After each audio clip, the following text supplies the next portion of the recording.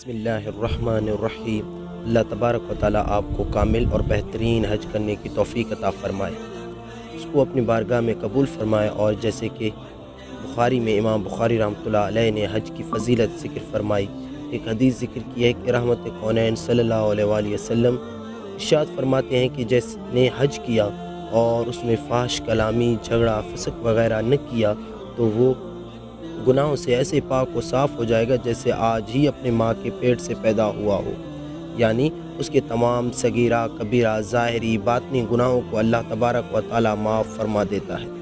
اللہ تعالیٰ سے دعا ہے کہ ہمیں بھی ایسے ہی حج کی توفیق عطا فرمائے، آمین۔ السلام علیکم ورحمۃ اللہ وبرکاتہ۔ آپ دیکھ رہے ہیں یوسف پوائنٹ، ایک ایسا چینل جہاں آپ کو ملتی ہیں قرآن، سنت اور اسلامی تعلیمات پر مبنی معلومات۔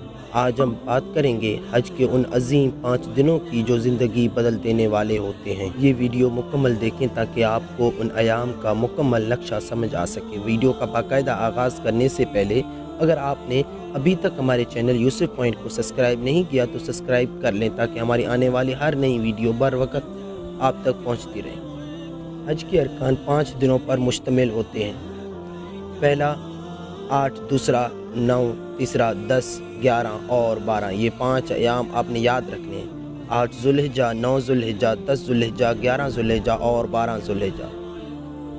7 ذوالحجہ کو ہم پاک صاف ہو کر احرام باندھیں گے۔ ہم نے اپنے ساتھ ایک چھوٹا سا بیگ اٹھانا ہے جس میں ہم ایک ایکسٹرا احرام اٹھائیں گے، جیسے کہ ہو سکتا ہے ضرورت پڑ سکتی ہے، اور ساتھ ہی موبائل چارجز، موبائل کا پاور بینک اور میڈیسن، کچھ ضرورت کی چیزیں جو آپ استعمال کریں۔ اس کے بعد ہم 8 ذوالحجہ کا دن ہم نے مینا میں گزارنا ہے۔ وہاں ہم پڑھیں گے 5 نمازیں۔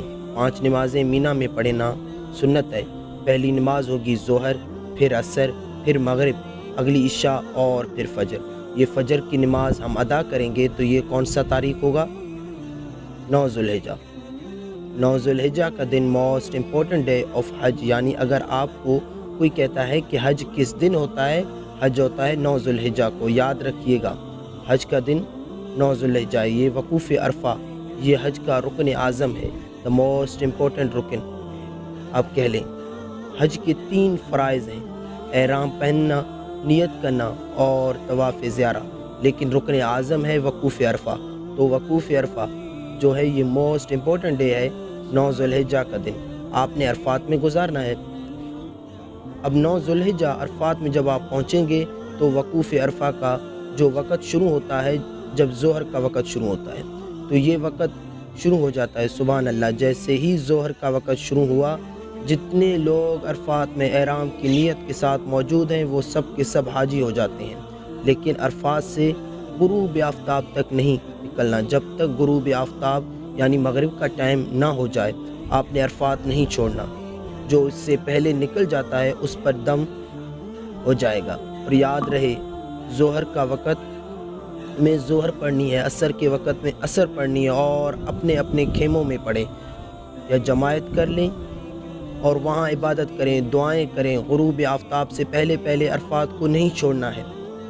اب جب غروب آفتاب کے بعد آپ نکلیں گے تو آپ کو جانا ہے مزدلفہ۔ مزدلفہ آپ پہنچ کر اللہ کی شان دیکھیں۔ عرفات میں مغرب کا وقت ہو گیا ہے مگر مغرب پڑھنے کی اجازت نہیں ہے۔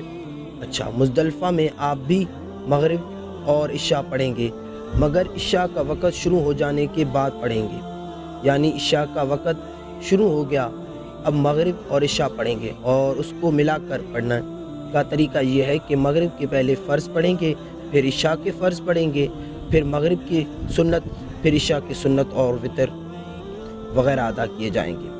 اب یہ رات ہے 10 ذوالحجہ کی رات، صبح 10 ذوالحجہ ہے، یہ رات گزرے گی مزدلفہ میں، اور یہاں فجر کی نماز پڑھنا یا فجر کے وقت میں یہاں ہونا ضروری ہے، کیونکہ مزدلفہ کا جو وقوف کا وقت ہے یہ جب شروع ہوتا ہے کہ جب فجر کا وقت شروع ہوتا ہے۔ اچھا، آپ صبح ہو گئی، اب صبح ہو گئی، حاجی کو 3 کام کرنے ہیں۔ 10 ذوالحجہ کو 3 کام کرنے ہوتے ہیں، یہ تینوں کام ایک ترتیب یعنی سیکوینس سے کرنا بڑا ضروری ہے۔ یاد رکھیں کہ پہلے رمی کرنی ہے، یعنی شیطان کو کنکریاں مارنی ہے۔ بڑے شیطان کو اس دن ایک ہی جمرات کو، ایک ہی شیطان کو کنکریاں مارنی ہیں، 7 پتھر مارنے ہیں۔ رمی کرنے کے بعد حاجی نے قربانی کرنی ہے۔ اچھا، رمی کر لی اور قربانی جو بھی کرنے والا ہے اس کو بتائیں کہ میں نے رمی کر لی ہے، اس کی قربانی ہو جائے گی۔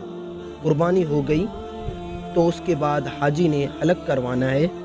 اب وہ احرام سے فارغ ہو گیا، اب ساری پابندیاں ختم ہو گئیں۔ احرام کی کو خوشبو لگائیں، سلے ہوئے کپڑے بھی پہنیں، انجوائے کریں۔ صرف ایک پابندی باقی ہے جو ہے مرد اور عورت کی پابندی۔